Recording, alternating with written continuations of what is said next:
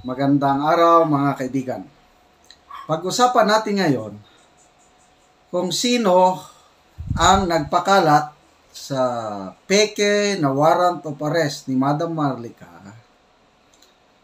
Ano ang motibo niya? Bakit siya nagpakalat ng peking warrant of arrest? Pangatlo, ano ang magandang gawin natin dito sa taong purveyor ng fake warrant of arrest?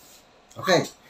So, ang analysis ko, peke talaga yun. Ano ang dahilan? Bakit peke? Kasi one page document lang yung warrant.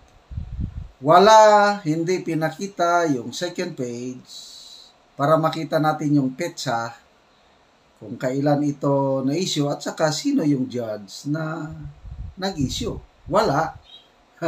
So, yun pa lang, palatandaan na yun na peke. Okay, pangalawa, mas malaking proof na peke, bakit hindi kinagat ng mainstream media? Malaking balita yan kung totoo. Kung totoo yan, ang unang source, ang unang magpakalat, mag-press conference pa eh. Sino? Si Katunying. Dahil siya yung nagreklamo eh. Siya yung nagsabi na nag-file siya ng cyber libel, siya na yung unang nagsabi na meron ng copy ng warrant of arrest at isi-serve na lang ng mga pulis. Kung totoo na meron na, dapat si Katunying ang magpre-present yan sa kanyang blog ba o siya ang magpo-furnish sa mainstream media. So, wala akong napanood na blog ni Katunying na pinapakita niya yung warrant of arrest. Okay? So, wala rin akong search sa Google.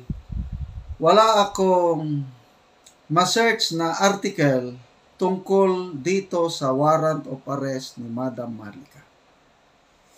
Ang meron, ang lumalabas sa Google, noon pa, panahon ni PRRD, o bago mag-eleksyon, yung complaint ni former Senator Kiko Pangilinan, mga ganun lang.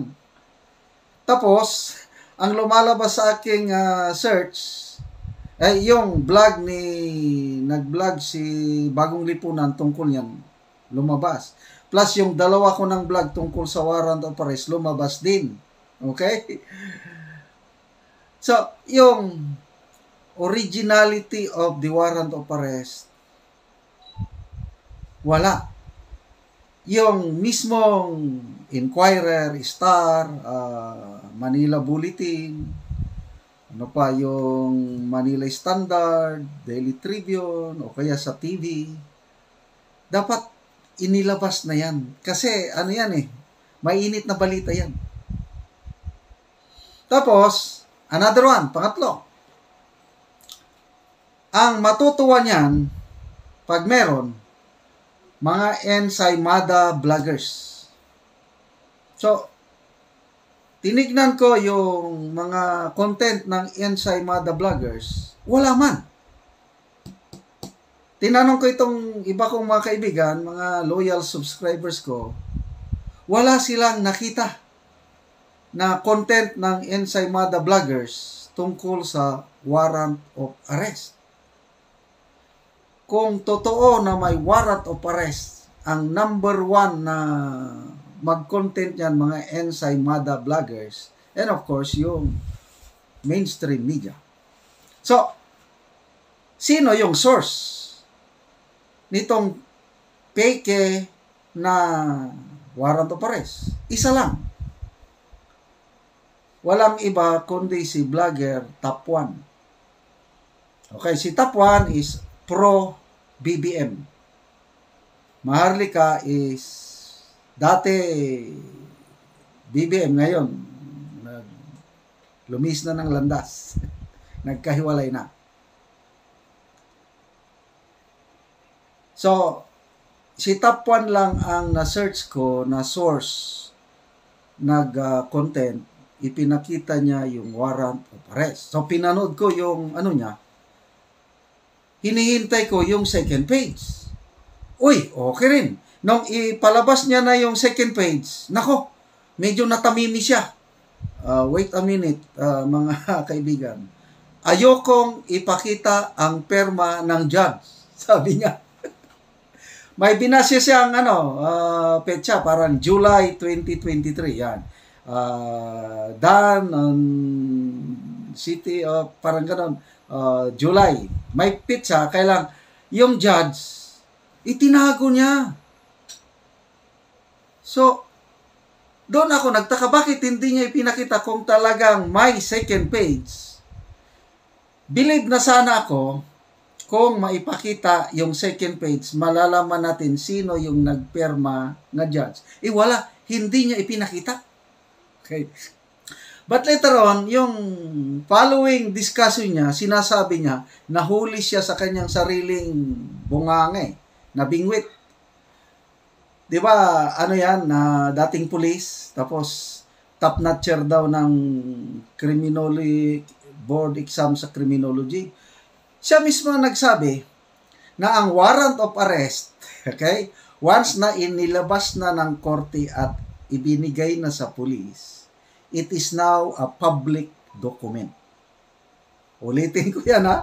First time kong nalaman yan dahil ako, wala akong sa batas eh. Wala kami sa college, wala kaming subject tungkol sa law. Puros common sense lang Siya mismong nagsabi, board top-notcher ng criminology, a warrant of arrest, once na lumabas sa korte at naibigay na sa pulis, it becomes a public document. Kasi, nung ayaw niyang ipakita yung perma ng judge, sa isip ko, baka bawal. Kailang bakit bawal? Siya ang nagsabi, it's a public document, so walang problema nga ipakita ang perma. Doon ko siya nahuli. So, ang assessment ko, ang source nito is galing sa Recto. Galing sa Recto, nakarating kay Top 1 at kinontent niya. So, ano ang kanyang motibo? Nako, mortal silang magkaaway ni Maharlika. Kaya ang tawag niya kay Maharlika, Maharloka. I don't know kung si Maharlika, kung sa mga vlog niya, binabatikos niya si Top 1. Palagay ko, hindi naman papatulan ni Maharlika si Top 1 kasi, napakaliit ang viewership ni Top 1. Tinignan ko yung mga videos niya, 30,000 lang ang kanya subscribers, samantalang si Maharlika, mga 90 plus na. Ang average views sa mga video ni Top 1, mga 1,000 lang per video. Samantalang si Maharlika, tinitignan ko kasi may mga video ni Maharlika, abot ng 100,000 plus ang kanyang views. Pinakamababa, nasa 15-20. So sabihin ko na lang, average views niya is 40K per video. Nako! Ano yan? Heavyweight yan. Kung sa boxing, si Maharlika, either Manny Pacquiao or Mike Tyson, ganun. Si Top 1, boxer. Wala akong maalalang boxer na unknown, amateur boxer si Top 1. Kaya palagay ko, hindi papatulan ni Maharlika itong si Top 1. Ang alam ko lang, nabangga ni Maharlika yan, sina Thinking Pinoy, sina Katunying, si Banat Bainon. Mga heavyweights naman itong tatlo. Tunying, Taning Pinoy, at saka si Banat Bay, talagang maraming followers. Pwede sila. Kailan si Top 1, wala. Okay. So, ang motive na nakita ko, akin lang ito, bakit nagpalabas si Top 1 ng ganyan, para magkapera naman. Akala niya sisikat siya kasi siyang nagpalabas ng parang siya ang unang vlogger na nagpalabas ng copy ng warrant, hoping na malaki ang viewership niya. Kaya hindi ko natinignan yung kung ilan ang nanood sa kanyang kasi nga kakaunti ang nanonood sa kanya. So yon ang motibo. Para lang mapansin, para naman tumas ang views niya at lalaki ang kanyang kita. Akin-akin lang yun. So ano pa? Anong gawin natin? Kakasuhan? Kayo, I don't know kay Maharlika. Tingin ko, hindi papansinin yan ni Maharlika. Ako naman, hindi ko na rin papansinin. May mga nababasa kasi akong comments nga dapat kasuhan. Kung akin yung tanongin, wag na.